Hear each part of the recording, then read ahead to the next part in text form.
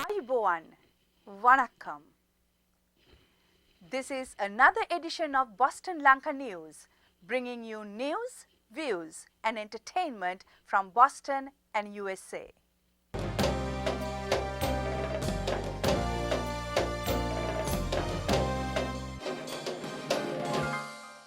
Mahinda Rajapaksha's second term begins in November 2010.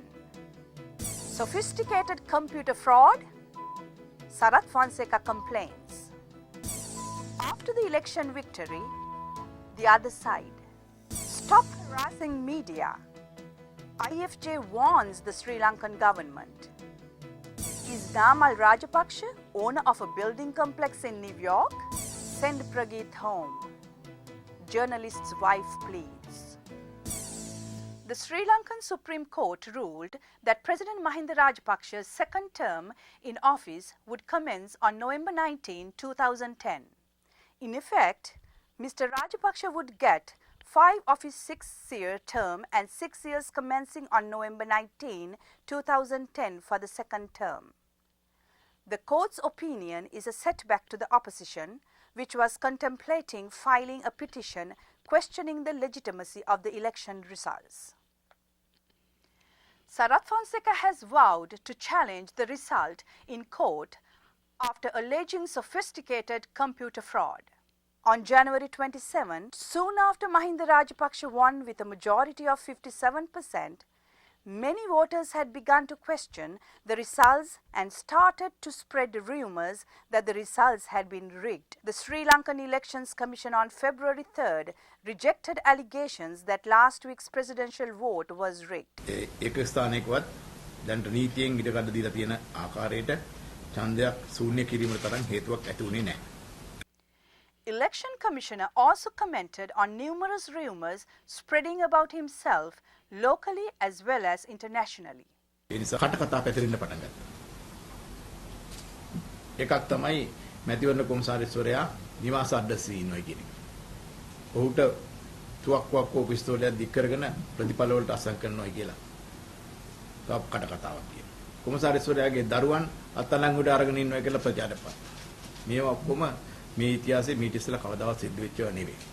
A team of poll experts from the Commonwealth Secretariat said voting had been well administered but highlighted what it called a compromised pre-election environment. K.D. Knight, chairman of the Commonwealth Observer Mission, concluded the results broadly reflected the will of the people despite some violations. There are concerns that the Sri Lankan government is attempting to restrict the freedom of media and arresting people on charges of conspiracy against the government. Mahinda Rajapaksha's government has already taken measures to block several web-based news sources and has arrested some newspaper editors.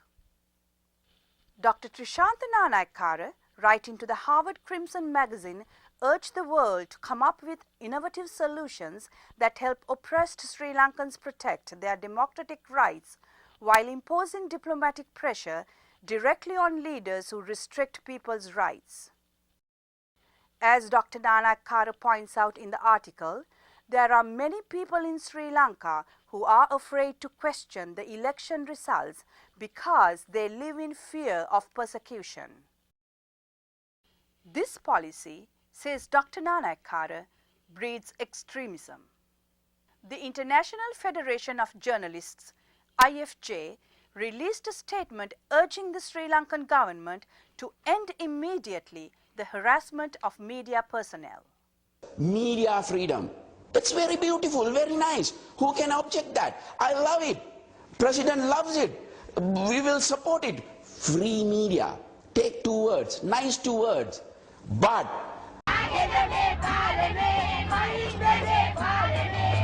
I'm telling you, if you try to give a cover-up for that person, you have the blood in your hands. We have definite information on that.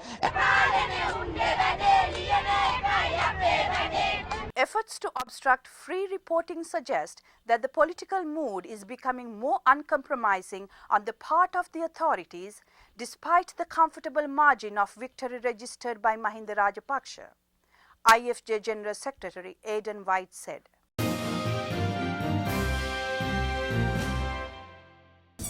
Scott Brown, a Republican, took the oath of office as the new Senator of the Commonwealth of Massachusetts to fill out the final 2 years of the late Edward M. Kennedy's term in office.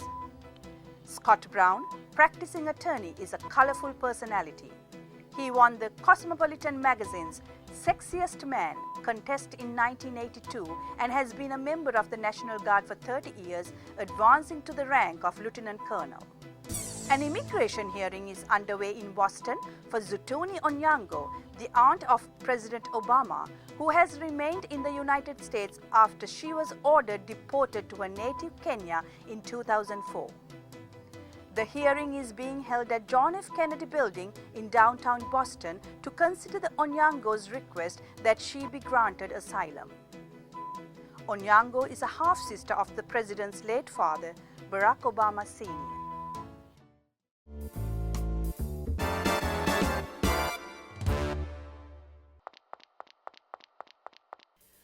Boston Lanka is looking into a story first broke by the Lanka Irida Sunday newspaper under the heading Sri Lankan Prince buys 7 million Manhattan complex. According to the newspaper, this has been revealed by Sri Lankans living in the USA. Lanka Irida newspaper implies that this so-called prince is Namal Rajapaksa, oldest son of President Mahinda Rajapaksa. Boston Lanka invites its viewers, especially the Sri Lankans in USA, to submit any information they may have on this story for the Boston Lanka to investigate and report to the Boston Lanka viewers. Please send your information to contact@bostonlanka.com. Namal Rajapaksa, the oldest son of Mahinda Rajapaksa, is the chairman of Tharuniyata Hetak, an organization dedicated towards empowering the youth of Sri Lanka. අමිල තරුණයෙක් අරලියගා මන්දිරයේදී මට කරපු ප්‍රකාශයක් නාම් එල්ලෝරුම් ඉලංගයාරහල් අපි ඔක්කොම ශ්‍රී ලාංකිකයෝ එංගලෙක්ක උඩයල් ජාති ඉන මද බේදම් ඉල්ලේ අපිට ජාති ආගම් කුල බේද නැහැ ඔණ්ඩු පට්ටාය ඔණ්ඩු වාල්වු සමගිය බලය වේ මෙන්න මේකයි දෙමව්පියනි සහෝදර සහෝදරියනි The wife of Prageet Eknaligoda, Sri Lankan journalist who mysteriously disappeared about a week ago, has pleaded that he be freed by whoever is holding him.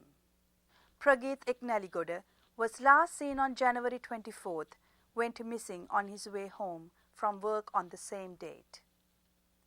Mr. Eknaligoda, Lanka E-News journalist, had written articles favorable to losing presidential candidate Sarath Fonseca.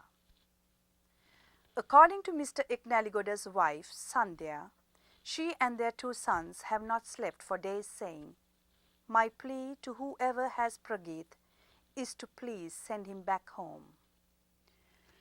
Boston Lanka joins the local and international media asking whoever holding Mr. Prageet Eknaligoda, please send Prageet home. That concludes our news edition this week. We meet you next week with another news edition of news, views and entertainment from Boston and USA. Till then, goodbye.